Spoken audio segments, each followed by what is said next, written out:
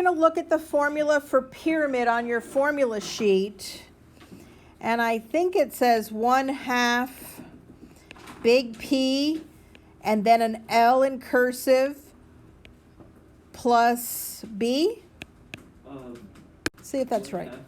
In a regular base, and by regular I mean all three sides measure the same, and this one is 2, this one is 2, and this one is 2. Everybody see that? Let me give you your paper. So the perimeter of the base is 2 plus 2 plus 2. Does everybody understand that's the perimeter of the base? Yeah. Which would be 6. The slant height is what happens if you climb to the top of the pyramid and slide down one of the sides. So that's this one right here, that 5. Anybody have any questions on that? What is that? The slant height. So L in these formulas mean slant height. I didn't spell that right. And that is this here, if you were to slide down the side of the pyramid, that height right there. Okay? So they give you a slant height of 5. Then the area of the base is, the base shape is a triangle, so it's 1/2 the base times the height. And everybody put that in your calculator. So when you have the triangle, the base is 2 because it's an equilateral triangle, and the height is 1.7. The formula still is 1/2 perimeter of the base times the slant height plus the area of the base. So the big P is going to be the perimeter of that square, which is 36, 9 times 4.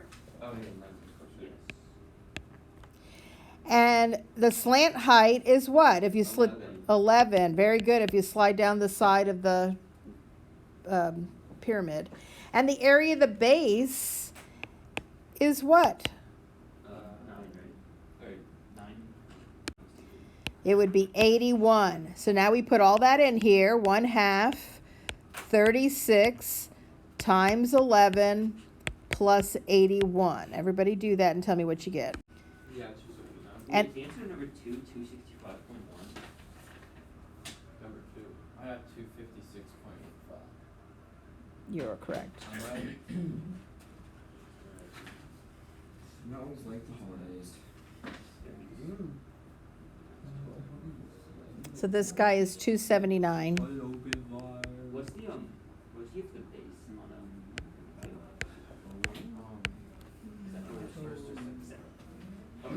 the like the big B? 1/2 parentheses 11 and then parentheses 9.5. For 2 is it It's triangular. Huh? Oh, yeah. is number 2 256.9? 0.85, yeah. 0.85. Okay, guys, don't go ahead because I'm going to do a hard one now, okay? So far, so good. So, if the shapes are square pyramids or triangular pyramids with equilateral triangles, that's how you do them.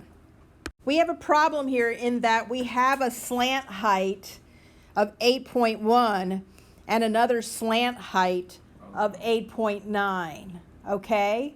So we're going to go to plan B on this one. This one, how many triangles on the upright of the perimeter have a slant height of 8.1? 2. How many triangles have a slant height of 8.9? 2.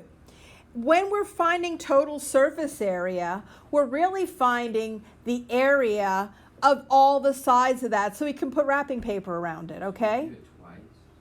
Yeah, so this is going to be different. When you see these, and I would go find these first. Find the ones that have rectangles in the bottom and do those first.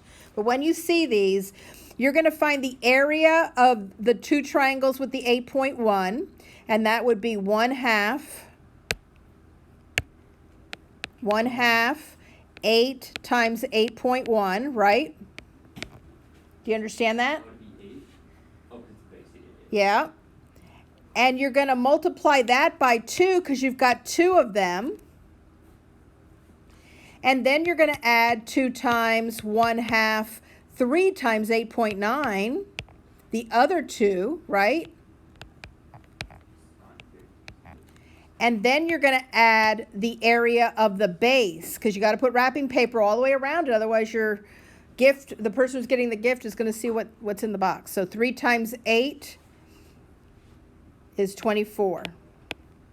So put all that in your calculator.